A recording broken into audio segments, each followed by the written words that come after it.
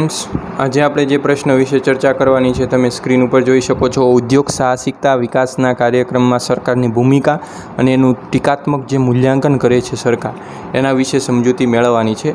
એટલે કે આવા પ્રકારના જે ઉદ્યોગ સાહસિકતાના કાર્યક્રમો કરવામાં આવે છે તો એની અંદર સરકારની શું ભૂમિકા છે, સરકાર કેટલા સ્તર સુધી કાર્યરત છે, એના માટે સરકારે શું કરેલું છે. તો કે ભારતની અંદર આપણે જોઈએ તો ઉદ્યોગ સાહસિકતાના વિકાસ માટે ખાસ તાલીમ સંસ્થાઓ કાર્યરત છે. એવી સંસ્થાઓ બનાવી છે કે જે તાલીમ આપે છે અને કાર્ય કરે છે અને વિકાસ કરે છે આવા કાર્યક્રમનો. તો ભારતની અંદર ઉદ્યોગ સાહસિકતાના વિકાસ માટે ઉદ્યોગ સાહસિકતાના વિકાસના કાર્યક્રમો ચલાવવામાં આવે છે અને આ કાર્યક્રમો મુખ્યત્વે સરકાર કે સરકારી એજન્સીઓ ચલાવતી હોય છે. તો આપણે જોઈએ તો આઝાદી જે આપણી મળી છે એની બાદનો જે સમયગાળો છે એની અંદર ઉદ્યોગ સાહસિકતાના વિકાસ કાર્યક્રમોને પ્રથમ અગ્રતા આપવામાં આવી છે. ઘણો બધો વિકાસ થઈ રહ્યો છે બિઝનેસ સંબંધિત, અને ઉદ્યોગ સાહસિકતાના વિકાસ કાર્યક્રમોના આયોજન માટે જે સંસ્થાઓ કાર્યરત છે રાષ્ટ્રીય સ્તરે અને રાજ્ય સ્તરે, એને આપણે જોઈએ તો અહીંયા હું તમને બતાવું છું કેવા પ્રકારની કઈ સંસ્થાઓ કાર્યરત છે. તો જોઈ શકો છો કે ઉદ્યોગ સાહસિકતાના વિકાસ કાર્યક્રમમાં સરકારની તંત્ર રચના કેવી હોય. તો કે નાણાકીય સંસ્થાઓ હોય છે, માળખાગત સુવિધાઓ પૂરી પાડતી હોય, તાલીમ સંસ્થાઓ આપતી હોય અને અન્ય ઘણી સંસ્થાઓનો સમાવેશ થાય છે. તો નાણાકીય સંસ્થાઓમાં રાષ્ટ્રીય કક્ષાની જોઈએ તો એમાં ભારતીય ઔદ્યોગિક વિકાસ બેંક છે, ભારતીય ઔદ્યોગિક નાણાકીય નિગમ છે, ભારતીય ઔદ્યોગિક શાખ અને મૂડીરોકાણ નિગમ છે, લઘુ ઉદ્યોગ વિકાસ બેંક છે અને વિવિધ રાષ્ટ્રીયકૃત બેંકો જે રાષ્ટ્રીય કક્ષા તરફથી નાણાકીય સંસ્થાઓની છે કે જે નાણાં પૂરા પાડતી હોય છે આવા કાર્યક્રમોને. રાજ્ય કક્ષાની એવી જોઈએ તો ગુજરાત રાજ્ય નિગમ, ગુજરાત ઔદ્યોગિક મૂડીરોકાણ, ગુજરાત રાજ્ય લઘુ ઉદ્યોગ નિગમ, ગુજરાત રાજ્ય ઔદ્યોગિક વિકાસ નિગમ. તો આવી નાણાકીય સંસ્થાઓ રાજ્ય અને નાણાકીય સંસ્થાઓ રાષ્ટ્રીય સ્તરે કાર્યરત છે. ત્યારબાદ જોઈએ તો માળખાગત સુવિધાઓની અંદર રાષ્ટ્રીય કક્ષામાં વિવિધ નિગમ બોર્ડો અને વિવિધ બોર્ડોનો સમાવેશ થાય છે. જ્યારે રાજ્ય કક્ષાની અંદર માળખાગત સુવિધા કોણ પૂરી પાડે તો કે ગુજરાત માળખાગત વિકાસ બોર્ડ, ગુજરાત રાજ્ય મહિલા આર્થિક વિકાસ નિગમ, ગુજરાત રાજ્ય અનુજાતિ વિકાસ નિગમ, ડાયરેક્ટર ઓફ ઇન્ડસ્ટ્રી, જિલ્લા ઉદ્યોગ કેન્દ્રો, ઇન્ડેક્સ બીસી, જીટકો આ સંસ્થા છે, બરાબર, રાજ્ય કક્ષાની બધી. કે આ સંસ્થાઓ દ્વારા જે રાજ્યની અંદર માળખાકીય સુવિધા તમારે બિઝનેસ સંબંધી જોતવી છે તો તમને આના દ્વારા પૂરી પાડવામાં આવે છે. ત્યારબાદ છે તાલીમ માટેની રાષ્ટ્રીય કક્ષાએ national science and technology entrepreneurship development board છે, national institute for entrepreneurship and small business development છે, entrepreneurship of development institute of India. તો આ સંસ્થાઓ છે એ તાલીમ માટે સહાયક છે. અને રાજ્ય કક્ષાની હોય તો એની અંદર સેન્ટ્રલ ફોર એન્ટરપ્રેન્યોરશિપ ડેવલપમેન્ટનો સમાવેશ થાય છે. તો અન્ય સંસ્થાઓ પણ ઘણી જોડાયેલી છે આની અંદર, જેમાં સ્મોલ ઇન્ડસ્ટ્રી સર્વિસ ઇન્સ્ટિટ્યૂટ છે, નાબાર્ડ છે, ફિક્કી છે, વિવિધ પ્રયોગશાળાઓ છે, સ્મોલ ઇન્ડસ્ટ્રી ડેવલપમેન્ટ ઓર્ગેનાઇઝેશન છે, એસોચેમ છે. આ સંસ્થાઓ જે છે એ અન્ય સંસ્થાઓ છે કે જે સાથે રહીને કાર્ય કરાવે છે આવા પ્રકારના ઉદ્યોગ સાહસિકતા વિકાસના. અને એ રાષ્ટ્રીય કક્ષાએ હતી તો રાજ્ય કક્ષામાં પણ એવી ઘણી સંસ્થાઓ છે, વિવિધ રાજ્ય નિગમ નિકાસ નિગમ છે, રાજ્ય ટ્રેડિંગ નિગમ છે, સહકારી બેન્કો છે, બિન સહકારી સંગઠનો છે, સ્થાનિક સ્વરાજની સંસ્થાઓ છે. એના દ્વારા પણ આવા પ્રકારના કાર્યક્રમો હાથ ધરવામાં આવતા હોય છે. તો આવા વિવિધ આપણી ગવર્મેન્ટની ઉદ્યોગ સાહસિકતા વિકાસના કાર્યક્રમ સંબંધિત વિવિધ પ્રકારની એમના પગલાઓ રહેલા છે, સંસ્થાઓ કાર્યરત છે. તો આ વિવિધ કાર્યક્રમો માટે વિવિધ પગલાઓ લેવામાં આવ્યા છે સરકાર દ્વારા. તો એની અંદર એક જે પગલાઓ લેવામાં આવે છે એ પગલાઓ અહીંયા દર્શાવેલા છે કે ગવર્મેન્ટે કયા ઉદ્યોગ સાહસિકતાના વિકાસ માટેના પગલાઓ લીધા છે. તો કે રાષ્ટ્રીય પંચવર્ષીય યોજના ઉદ્યોગ સાહસિકતા વિકાસ કાર્યક્રમો માટે નાણાંની ફાળવણી કરી છે. ત્યારબાદ રાષ્ટ્રીય સ્તરની ઔદ્યોગિક નીતિઓ નવી ઘડે છે. ત્યારબાદ એની અંદર સરકાર દ્વારા રાષ્ટ્રીયકૃત બેન્કો કે અન્ય નાણાકીય સંસ્થાઓ દ્વારા આવા કાર્યક્રમોને જંગી નાણાકીય ફાળવણી કરે છે કે જેથી કરીને વિકાસ થાય. આ બધું સરકાર કાર્ય કરતી હોય છે વિદ્યાર્થી મિત્રો. કે આવા ઉદ્યોગ સાહસિકતાનો વિકાસ કરવો છે તો એવા કાર્યક્રમો યોજે છે, પણ એને મદદ તો કરવી પડે ને તો કઈ રીતે નકર આગળ વધી શકે. તો એ મદદ આ ગવર્મેન્ટ દ્વારા આવી રીતના વિવિધ પાસાઓને ધ્યાનમાં રાખીને કરતા હોય છે. તો રાષ્ટ્રીય ઉદ્યોગ કક્ષા વિકાસ સંસ્થાઓ ઊભી કરવી એવી સંસ્થાઓ દ્વારા કાર્ય કરાવતા હોય છે. ત્યારબાદ ઇક્વિટી ફંડ, વેન્ચર કેપિટલ્સ વગેરે જેવી સંસ્થાઓ સ્થાપીને નાણાં પૂરા પાડતા હોય છે. ત્યારબાદ નિગમોની અંદર જે આપણે જોયું એ પ્રમાણે નિગમો બનાવે છે અલગ અલગ વિભાગના. ઉદ્યોગ સાહસિકતાને આકર્ષવા માટે વિવિધ રાહત લાભ યોજના અમલમાં મૂકતા હોય હોય છે, સબસિડી આપે, કર લાભ આપે, એવું બધું કરતા હોય છે. આયાત નિકાસમાં લાભો આપતા હોય છે કે તમે બિઝનેસ કરો તો તમને આટલા આયાત નિકાસની અંદર એટલો ટેક્સ તમારે ભરવાનો નહીં. તો એ એક પ્રકારનો ડાયરેક્ટલી ઇનડાયરેક્ટલી રીતે ફાયદો જ આપે છે. તો એવું પ્રોત્સાહન સરકારનું રહેલું હોય છે. ઔદ્યોગિક સંબંધો સંબંધી યોજનાઓ પણ નવી નવી અમલમાં લાવતા હોય છે ગવર્મેન્ટ. તો આ વિવિધ જે છે એ કાર્યક્રમો, એના પગલાઓ કેન્દ્ર સરકાર કે રાજ્ય સરકાર દ્વારા લેવામાં આવતા હોય છે કે જેનાથી ઉદ્યોગ સાહસિકતાના વિકાસના કાર્યક્રમો વેગવંતા થાય અને એની અંદર વિકાસ થાય. બરાબર.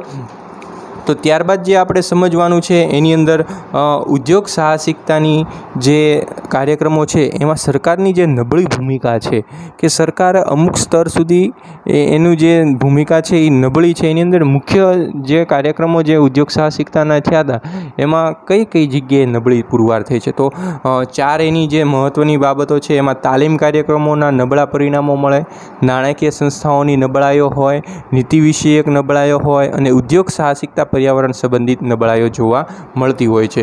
તો એ જે છે એ મેં તમને PDF ફાઇલ સ્વરૂપે દર્શાવી છે. તો એમાં આપણે સમજી લઈએ.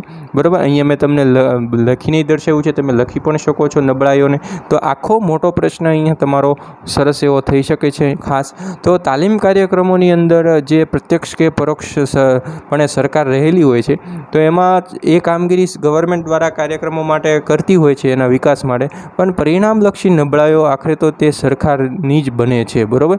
કે કોઈ એની અંદર કંઈક કચાશ જોવા મળી. માપદંડો તરીકે તાલીમાર્થીઓ શરૂ કરેલા ઔદ્યોગિક એકમો જે લેવામાં આવ્યા હોય એ વ્યવસ્થિત રીતેના એકમો ન હોય તો એની આંકડાકીય માહિતી પ્રમાણે અહીંયા જોઈ શકો છો તમે. તો એની અંદર જે અલગ અલગ સફળતાની ટકાવારી, નિષ્ફળતાની ટકાવારી સ્વરૂપે EDI છે, CED છે, બરાબર, આ ગ્રામીણ ઔદ્યોગિક કાર્યક્રમ, આ વિવિધ આવા કાર્યક્રમો કર્યા હતા. એની અંદર તાલીમાર્થીઓ કેટલા જોડાણા, ઔદ્યોગિક એકમો કેટલા નવા સ્થપાના, એની સફળતાની ટકાવારી, એટલે કે એનું ઇવોલ્યુશન પણ સાથે સાથે કરવું સરકારે જોઈએ. તો આવી રીતના તાલીમ કાર્યક્રમો નબળા પરિણામો મળે છે અત્યારે. તો એમાં ઘણો બધો અત્યારે એટ પ્રેઝન્ટ ટાઈમ આપણે જોઈએ તો એમાં ઘણો ઇમ્પ્રુવમેન્ટ વિદ્યાર્થી મિત્રો આવતું જાય છે. કારણ કે એની સાથે ગવર્મેન્ટ છે એ મૂલ્યાંકન પણ કરતી હોય છે. બરાબર. તો એ સૌથી, જો મૂલ્યાંકન નબળું આંકશે, તમે પૈસા જ પૂરા પાડો છો, બધી સહાય કરો છો, બરાબર, પણ એ વિભાગનું તમે ઇવોલ્યુશન જ નથી કરતા, તો એના ઉપર દેખરેખ જ નથી રાખતા, તો ગવર્મેન્ટ વર્ક છે, ગવર્મેન્ટનું કાર્ય છે એમ માનીને એ લેટ ગો થશે ને તમને ચોક્કસ પરિણામ મળતા નથી. તો કોઈ પણ વિભાગ હોય, હું એવું માનું છું પર્સનલી કે કોઈ પણ વિભાગ હોય તો ગવર્મેન્ટે એનું ફોલોઅપ લેવું પડે, એની પાછળ વ્યક્તિઓ રાખવા પડે, એનું મૂલ્યાંકન કરવું પડે કે જેથી કરીને આઉટપુટ બહાર આવે. એટલે કે જાણવા મળે કે આટલું આપણે એની અંદર રોકાણ કર્યું, આટલો આની પાછળ ખર્ચ કર્યો, આટલા માણસો રાખ્યા અને બધું મફતમાં પ્રોવાઈડ કર્યું, તો કેમ આઉટપુટ નથી આવતું. બરાબર. તો એ દેખરેખ રાખશે અંકુશ. તમે ધોરણ 11-12ની અંદર શીખી ગયા તો અંકુશ તમે નથી રાખતા તો બધા કાર્ય ઉપર પાણી ફરી વળે છે, આપણે કહીએ છીએ. બરાબર ને. તો એવી બીજી નાણાકીય સંસ્થાઓની નબળાઈઓ છે. તો એની અંદર જોયા ઘાંસ્યા વગર આપણે કહીએ એમ સીધા પૈસા પૂરા પાડી દે છે, એને તો વ્યાજ સાથે સંબંધ હોય છે. તો વ્યાજબી ભાવે નાણાકીય જરૂરિયાતો પણ સંતોષાય, એવું ન હોય કે જોઈએ એટલા ધિરાણ પૂરું પાડી દેવું. તો આવી સંસ્થાઓ જે નાણાકીય ધિરાણ, અમુક સંસ્થાઓ ધિરાણો આપવામાં કચાશ રાખતી હોય છે, સારો એવો પ્રોજેક્ટ હોય છતાં પણ ધિરાણ યોગ્ય પૂરું પાડતી નથી. તો એ ઘણી બધી બાબતો જોવા મળે છે એની અંદર. ત્યારબાદ નીતિ વિષયક નબળાઈઓ જોવા મળે છે કે વૈશ્વિક નીતિઓ છે એની અંદર જે નવી નીતિઓ આવી છે એ નીતિઓ નાના અને લઘુ ઉદ્યોગનો વિકાસ અટકાવી શકે છે. તો એવી નીતિઓ હોવી ન જોઈએ કે જે નાના અને લઘુ ઉદ્યોગોને વિકાસને અટકાવતી હોય, કે જે એવી નીતિઓ બનાવવી કે જેથી એનો વિકાસ થઈ શકે અને એમને કોઈ તકલીફ પડે નહીં. ત્યારબાદનું જે ચોથું છે પરિબળ આપણું ઉદ્યોગ સાહસિકતા પર્યાવરણ સંબંધિત નબળાઈઓ. એટલે કે આઝાદી આપણે પડી એના ઘણા વર્ષો થઈ ગયા છતાં પણ એની અંદર ઉદ્યોગ સાહસિકતા લક્ષી પ્રેરણા પર્યાવરણની રચના કરવામાં આપણે નિષ્ફળ ગયા છીએ. બરાબર. પણ અત્યારના સમયની સાથે તમે જુઓ છો, ભૂતકાળ અને વર્તમાનને તમે જુઓ તો ઘણો બધો ફેરફાર જોવા મળે છે. ટૂંકા જ વર્ષની અંદર આપણે જોયું કે કેટલો બધો ફેરફાર થયેલો જોવા મળે છે. બરાબર. ઓછા વર્ષની અંદર આપણે જોઈ શકીએ છીએ કે કેટલો વિકાસ આપણે સાધી શકીએ છીએ. તમે છેલ્લા 5-10 વર્ષની જ વાત કરો, ક્યાં આપણો દેશ હતો ને અત્યારે ક્યાં કેટલો વિકાસ સાધી રહ્યો છે। તો ઉદ્યોગ સાહસિકતા પર્યાવરણ સંબંધિત વિવિધ બાબતો અસર કરતી હોય છે। એની અંદર વિદ્યાર્થીઓ છે, જેની અંદર સાક્ષરતાનું પ્રમાણ પણ ઘણું અસર કરે છે। તો એ જો એજ્યુકેશન શિક્ષણનું સ્તર નીચું હોય છે તો એની અંદર વિકાસ સાધી શકાશે નહીં। તો એ ખાસ મહત્ત્વની બાબત છે। ત્યારબાદ એની અંદર ટીકાત્મક જે મહત્ત્વના પાસાઓ છે, આપણે જે મુદ્દાઓ જોયા એના ઉપર કેટલીક ટીકાત્મક મુદ્દાઓ તરીકે પણ આપણે એની અંદર તારવી શકીએ છીએ। તો એ જે મુદ્દાઓ છે એની અંદર આપણે કાર્યક્રમો જે માળખા છે એના સંયોજનમાં વિવિધતાઓ છે, બરાબર, પણ દરેક સ્થળે પ્રયોજક સંસ્થાઓ પણ અલગ અલગ હોવાથી તેના હેતુઓ, અભ્યાસક્રમો અને કાર્યક્રમ સંસ્કૃતિમાં વગેરેમાં તફાવત આવે છે। એટલે કે સમગ્ર રાષ્ટ્રમાં જ એક જ પ્રકારના માળખાની જરૂરિયાત છે, અલગ અલગ અહીંયા આપણને જોવા મળે છે। અહીંયા આ કાર્યક્રમ હાલતો હોય, અહીંયા આ પ્રકારનો કાર્યક્રમ, આ સંસ્થા કાર્યરત હોય, એવું નહીં, એક જ પ્રકારનું જો માળખાકીય જરૂરિયાત હોય ને તો સારું એવું પુરવાર થાય, બરાબર। તો અહીંયા આપણે આ ટીકા કરવાની છે કે આવા કાર્યક્રમોની જગ્યાએ આવી રીતના આ હોય તો સારું થાય। તો એની અંદર જોયું એ પ્રમાણે ટીકાત્મક બાબતમાં જોઈએ તો ઉદ્યોગ સાહસિકતા વિકાસ કાર્યક્રમ જે છે એ રાષ્ટ્રના ખૂણે ખૂણે પહોંચી શક્યા નથી। તો એના માટે સંતુલિત વિકાસ મહત્ત્વનો રહે છે અને સર્વત્ર યોજાય એ આવશ્યક છે। કાર્યક્રમો બધી જગ્યાએ યોજાવા પડે, પછાત વિસ્તાર કે વિકાસની માત્રામાં ખાસ કોઈ ફેરફાર પડી શકતો નથી। તો ઉત્તર પૂર્વના જે રાજ્યો છે એમાં ઔદ્યોગિક વિકાસની તકો હોવા છતાં પણ ત્યાં ઔદ્યોગિક વિકાસ સાધી શકાતો નથી। તો એ ખાસ ધ્યાનમાં રાખવું પડે। ત્યારબાદ ઉદ્યોગ વિકાસના જે કાર્યક્રમો છે એમાં ધંધાદારી જ્ઞાતિઓની વ્યક્તિઓ જોડાતી હોય છે। એની અંદર વિકાસ તો તાલીમ વિના પણ શક્ય થતો હોય છે। એવું નથી કે ભાઈ તાલીમ આપો તો જ થાય, પણ વાસ્તવમાં જેઓને ઉદ્યોગ સાહસિકતાનો કોઈ અનુભવ નથી તેઓને જો તાલીમ ક્ષેત્રમાં લાવવામાં આવે તો વાસ્તવિક રીતે વિકાસ થઈ શકે છે। આપણે તો ફક્ત શું અહીંયા કે ઓન પેપર કામ થઈ જવું પડે, બસ, બીજી કોઈ વિગત નહીં। કાગળ એ બધું કાર્ય બોલાવવું જોઈએ, બાકી એ કાર્ય હકીકતમાં થયેલું હોતું નથી। તો એની અંદર આવા કાર્યક્રમને સફળ બનાવવા માટે વિશેષજ્ઞો કર્મચારીઓ ઉપર આધાર રાખે છે। તો સતત તાલીમ અપાવી રહેવી જરૂરી છે, નવા પ્રોજેક્ટની ઓળખ આપી, નવી કાનૂની જોગવાઈઓ કરવી, આ બધા પ્રકારના જે પર્યાવરણ સંબંધિત, ઔદ્યોગિક નીતિ સંબંધિત સરકારી સૂત્રો તાલીમો અપાય તો એના નિરાકરણ સરળતાથી થઈ શકે છે પ્રશ્નોનું। ત્યારબાદનું છે ઉદ્યોગની અંદર આરોગ્ય તાલીમાર્થીઓની પસંદગી, એટલે કે જે અયોગ્ય જે બાબતો છે એની અંદર સમાવેશ થયેલ વિકાસ કાર્યક્રમને નબળા પૂરા પાડે છે। એટલે કે જેની પાસે લેવલ નથી અને એવા તમે વ્યક્તિને એને અપોઇન્ટ કરો છો એ કાર્યની અંદર, તો એની અંદર તમે યોગ્ય જે પરિણામ છે એ પ્રાપ્ત કરી શકતા નથી, બરાબર। તો આવા ઘણા આયોજકો માત્ર વધુ સંખ્યાને મહત્ત્વ આપતા હોય છે કે આટલી સંખ્યા થશે તો જ હું આની અંદર આ પ્રોગ્રામ કરીશ અને નકર નહીં થાય ને, પણ તમારે એ બાબત નથી ધ્યાનમાં રાખવાની। ક્વોલિટેટિવ તમે જો કાર્ય આપશો ક્વોન્ટિટીની જગ્યાએ તો ખૂબ જ મહત્ત્વનું પુરવાર થાય છે।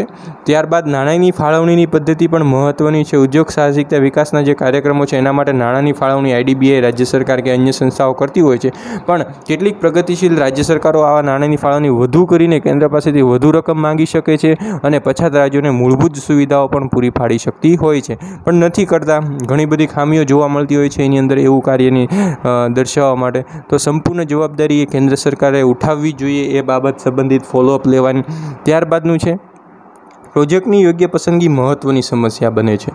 એટલે કે ટેકનિકલી રીતે, કોમર્શિયલી અને ઇકોનોમિકલી રીતે સક્ષમ હોય કોઈ પણ પ્રોજેક્ટ એને ધ્યાનમાં રાખવો। હાલમાં જે ઇન્ફોર્મેશન ટેકનોલોજીનો દોર ચાલી રહ્યો છે વિદ્યાર્થી મિત્રો, તો ઇન્ફોર્મેશન ટેકનોલોજી સંબંધિત કોઈ પ્રોજેક્ટ હોય તો એની ઉપર વધારે ફોકસ કરવું જરૂરી છે અને એનું ફોલોઅપ લેશો તો કાર્યક્ષેત્રની પસંદગીની સમસ્યા એ ખૂબ જ મોટી સમસ્યા રહેલી જોવા મળે છે વાસ્તવની અંદર।